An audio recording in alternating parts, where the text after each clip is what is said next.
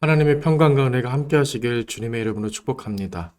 함께 신앙 고백하시며 3월 26일 화요일 새벽 기도회를 하나님께 올려드리겠습니다. 나는 전능하신 아버지 하나님 천지의 창조주를 믿습니다. 나는 그의 유일하신 아들 우리 주 예수 그리스도를 믿습니다. 그는 성령으로 잉태되어 동정녀 마리아에게서 나시고 본디오 빌라도에게 고난을 받아 십자가에 못 박혀 죽으시고 장사된 지 사흘 만에 죽은 자 가운데서 다시 살아나셨으며 하늘에 오르시어 전능하신 아버지 하나님 우편에 앉아 계시다가 거기로부터 살아있는 자와 죽은 자를 심판하러 오십니다.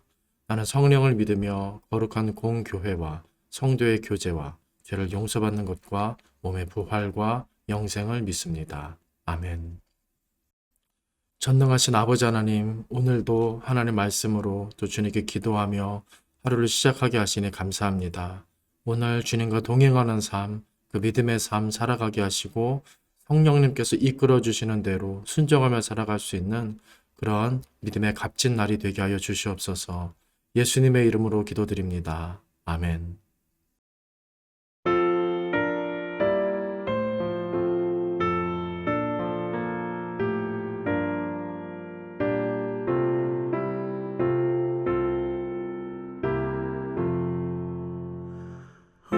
하나님 사랑은 온전한 참 사랑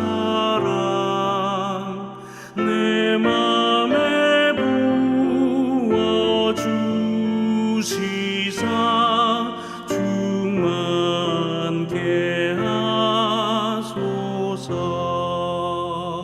내 주님 참 사랑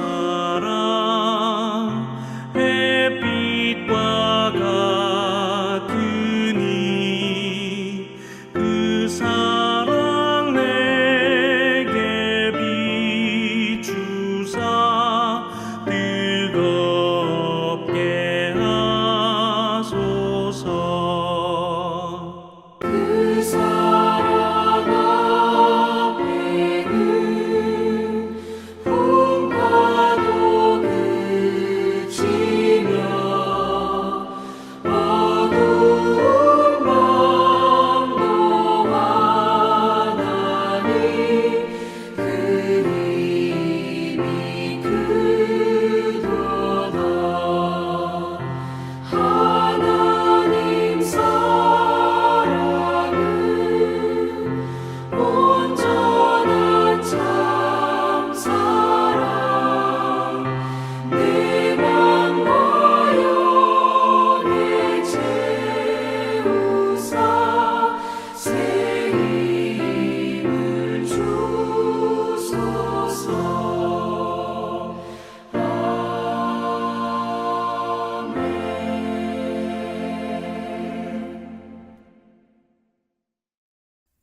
하나님 말씀 창세기 19장 12절에서 22절까지 말씀입니다. 제가 봉독합니다. 그 사람들이 롯에게 이르되 이 외에 내게 속한 자가 또 있느냐? 내 사위나 자녀나 성중에 내게 속한 자들을 다 성 밖으로 이끌어내라. 그들에 대한 부르짖음이 여호와 앞에 크므로 여호와께서 이곳을 멸하시려고 우리를 보내셨나니 우리가 멸하리라. 롯이 나가서 그 딸들과 결혼할 사위들에게 말하여 이르기를 여호와께서 이 성을 멸하실 터이니 너희는 일어나 이곳에서 떠나라 하되 그의 사위들은 농담으로 여겼더라. 동틀 때에 천사가 롯을 재촉하여 이르되 일어나 여기 있는 내 아내와 두 딸을 끌어내라. 이 성의 죄악 중에 함께 멸망할까 하노라. 그러나 롯이 지체함에 그 사람들이 롯의 손과 그 아내의 손과 두 딸의 손을 잡아 인도하여 성 밖에 두니 여호와께서 그에게 자비를 더하심이었더라. 그 사람들이 그들을 밖으로 이끌어낸 후에 이르되 도망하여 생명을 보존하라. 돌아보거나 들에 머물지 말고 산으로 도망하여 멸망함을 면하라. 롯이 그들에게 이르되 내 주여 그리 마옵소서. 주의 종이 주께 은혜를 입었고 주께서 큰 인자를 내게 베푸사 내 생명을 구원하시오나 내가 도망하여 산에까지 갈 수 없나이다. 두렵건대 재앙을 만나 죽을까 하나이다. 보소서 저 성읍은 도망하기에 가깝고 작기도 하오니 나를 그곳으로 도망하게 하소서. 이는 작은 성읍이 아니니까 내 생명이 보존되리이다.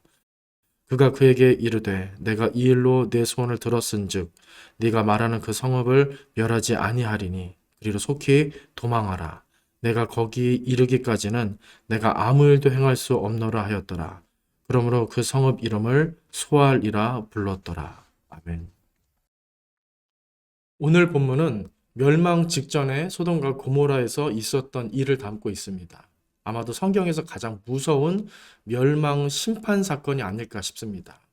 그래서 그 직전에 과연 이곳에서 어떤 일이 벌어졌는지를 살펴보는 것은 우리에게 큰 교훈이 될 것입니다. 먼저 소돔과 고모라 심판의 시작, 그 시작은 18장으로 거슬러 올라가 볼 수 있는데요. 18장 20절에서 21절 말씀을 먼저 읽어드리겠습니다. 여호와께서 또 이르시되 소돔과 고모라에 대한 부르짖음이 크고 그 죄악이 심히 무거우니 내가 이제 내려가서 그 모든 행한 것이 과연 내게 들린 부르짖음과 같은지 그렇지 않은지 내가 보고 알려하노라 말씀하십니다. 저는 이 말씀이 하나님께서 그곳에 유예기간을 주겠다라는 뜻으로 느껴졌습니다. 심판하기 전에 기회를 주겠다. 미리 알려주겠다. 시간을 주겠다 하시는 느낌이 드는 것입니다. 아니나 다를까 이 말씀이 있고 나서 아브라함은 이 하나님의 이 마음을 알아채고서는 그 유명한 중보기도를 하게 됩니다. 하나님 그곳에 의인 50명이 있다면 멸망하시겠습니까? 아니 거기서 5인이 부족하다면 멸망하시겠습니까? 아니 40명이라면 30명이라면 20명이라면 또 10명뿐이라면 멸망하시겠습니까? 10명이라도 의인이 있다면 멸망하시겠습니까? 그렇게 묻는 것입니다. 이렇게 아브라함이 통회하며 간구하자 하나님은 심판의 분노를 누르시며 놀랍게도 그렇다면 내가 심판을 거두겠다. 약속을 다시 하시는 겁니다. 그 의인 10명으로 인해 그 소돔 땅을 멸망시키지 않겠다라고 대답해 주시는 겁니다. 그리고 이어지는 말씀이 19장인데 이미 설교를 들어 아시듯 소돔의 죄악은 생각보다 어떻습니까? 훨씬 컸습니다. 두 천사가 정찰 형식으로 이 소돔 땅에 방문하였는데 롯이 이들을 극진히 대접하고자 했을 때 사람들이 이 천사들 뿐만 아니라 그를 대접하고자 했던 롯까지도 해치려고 달려들었습니다. 그런 상황 속에서 이제 더 이상 하나님도 기다리실 수 없으셨을 겁니다. 이 도성 안에는 정말 눈을 씻고 찾아도 의인 단 10명도 없구나 하시는 겁니다. 이제 롯의 집에 있던 천사들은 멸망의 그 심판 이것을 시행하고자 준비하며 롯에게는 자비를 베푸시는데 이 멸망에서 피할 수 있도록 길을 열어주시는 겁니다. 이 성을 얼른 나가라 미리 알려주십니다. 그러자 롯은 서둘러 가족들과 모든 가족들에게 이 말을 전하는데 안타깝게도 가족들 이 자녀들이 롯의 말을 듣지 않습니다. 오히려 콧방귀 끼는데 14절 보니까 그의 사위 될 사람들이 롯의 말을 농담으로 여겼다라고 나옵니다. 기가 막힐 노릇입니다. 이 멸망의 소식을 듣고 아브라함은 직접 연관이 되어 있지 않았음에도 엎드려 애원하며 기도하기까지 했는데 롯의 가족들은 비웃었던 겁니다. 본인들에게 닥칠 운명이었는데 멸망이었는데 농으로 여기는 겁니다. 나쁜 것도 죄이지만 하나님 말씀을 이처럼 무겁고 진지하게 듣지 않는 것 이것도 무서운 죄가 되는 겁니다. 결국 이들은 이 소돔 땅에서 모두 비참하게 죽게 되고 오직 롯만 이곳을 빠져나와 살게 됩니다. 하지만 이 롯이 생존하게 되는 과정도 그리 순탄치는 않습니다. 오늘 본문에서는 롯 역시 하나님이 아브라함처럼 내세울 만한 그런 믿음이 좋은 의인은 아니었다는 점을 우리에게 보여줍니다. 16절에 보니까 롯이 지체하였다라고 나옵니다. 그래서 롯도 위험해질 뻔했는데 하나님이 자비를 더하셨다고 합니다. 이미 자비를 베풀어 롯과 그 가족들은 살려주시기로 하셨는데도 그의 지체로 더 많은 자비가 필요했던 것입니다. 그리고 18절 이하를 보면 롯은 이런 상황에서도 하나님께 계속 더 큰 자비를 구하고 있는데 하나님이 일러주신 산으로 도망할 수가 없다고 가까운 도망처를 허락해달라고 요구하는 겁니다. 그러자 21절 보니까 하나님이 그럼 그렇게 하라고 네가 도망한 그 작은 성읍은 내가 멸하지 않겠다라고까지 배려해 주시는 겁니다. 저는 이 롯과 하나님의 대화 과정을 통해 진한 여운을 느꼈습니다. 우리는 이 이야기에서 롯의 아내는 소금 기둥이 되고 또 롯만 간신히 살아남았다라는 정도로 무슨 흥미로운 신화처럼 그 정도로만 우리가 기억하는 경우가 많은데, 사실은 그 직전에 이와 같이 하나님이 롯의 요구를 다 들어주시고 그를 안전히 살리시고자 계속해서 더 큰 자비와 은혜를 베풀어 주신 소중한 에피소드가 있었다는 것입니다. 아브라함과 사라에 대해서도 한없이 참아주시고 견뎌주셨던 것처럼 하나님은 롯에게도 동일하게 은혜를 베풀어 주시고 한없이 자비를 그렇게 내려주시며 그를 받아주시는 겁니다. 이처럼 우리는 하나님의 기준치에 항상 다다르지 못합니다. 항상 부족하고 우리는 항상 연약하고 완악하기까지 합니다. 우리를 먼저 생각하시는 하나님에 비해 우리는 항상 나 자신과 내 여건을 생각하기 바쁩니다.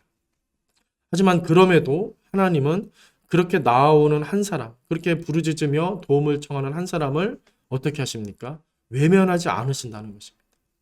농담으로 치부해버리거나 웃어버리거나 끝까지 불신하는 모습보다는 오히려 하나님께 계속 묻고 요청하고 간구하며 붙잡고 늘어지며 부르짖는 그 심령을 좋아하신다는 것입니다. 하나님은 그래서 긍휼의 하나님이 되신다. 자비의 하나님이 되신다. 우리는 그분을 찬양할 수밖에 없는 것입니다. 하나님은 우리가 더 성숙하고 온전해지길 원하시겠지만 그에 미치지 못한다고 해서 내치시거나 외면하시거나 멸망시키는 분이 아니라는 것입니다. 기다려주시고 견뎌주시고 다시 기회를 주시는 분이 바로 우리 하나님이신 겁니다. 다만 몸부림치며 간구하며 더 성숙해지기를, 그 과정을 통해 더 온전해지기를, 더 하나님 믿고 의지하는 마음, 그렇게 거룩하게 갖기를 그렇게 원하시는 하나님, 그 하나님의 마음을 우리는 알아야 하는 것입니다. 우리는 외적인 모습이나 종교적인 모습을 의로운 모습, 거룩한 모습, 경건한 모습이라고 오해하고 착각할 때가 많습니다. 하지만 하나님은 결코 외모를 보지 않으시고 그 중심을 보시는 겁니다. 그 중심에 하나님에 대한 사모함과 의지함과 간절함이 있는가? 하나님에 대한 절절함이 그 중심에 마음속에 있는가? 그게 중요하다는 겁니다. 그거를 보겠다는 겁니다. 왜냐하면 그것이 하나님께 소망을 두는 믿음이기 때문입니다. 거룩과 의는 오직 하나님 한 분에게서만 나옵니다. 하나님께만 가능한 것입니다. 종교적이고 외적인 거룩과 의를 생각한다는 것은 사람에게서도 이 일이 가능하다는 말이 되기 때문에 참 위험한 생각이 되는 것입니다. 그분에게는 한없는 자비와 은혜가 있으십니다. 우리는 의로운 모습을 보이려 애쓰지 말고 그분이 참 우리의 구원이 되신다. 그분이 참 우리의 자비와 은혜와 복의 근원이 되신다. 이 사실만을 믿고 그분만을 의지하는 것이 필요한다는 것입니다. 욥이 미성숙한 모습을 보이긴 했지만 계속해서 하나님께 간구하며 요청하며 포기하지 않았던 그 모습은 우리가 본받아야 하는 모습일 것입니다. 그분이 나를 구원하실 거라는 믿음이 그에게 있었기 때문에 가능한 일이기 때문입니다.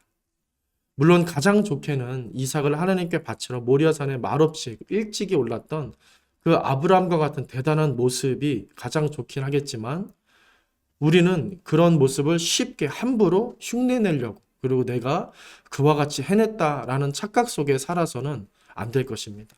오히려 그보다는 하나님의 강하심과 신실하심에 기대어서 날마다 간구하며 부르짖으며 가난한 심령으로 은혜를 날마다 매 순간마다 구하는 그 사모하는 믿음, 이것을 하나님은 오히려 더 기뻐하시며 진실되게 받아주실 것입니다. 우리는 연약한 중에 그렇게 하나님께 나아가야 한다는 것입니다. 그러다 보면 우리도 아브라함의 그 온전한 믿음을 점점 갖게 되지 않을까 생각이 듭니다.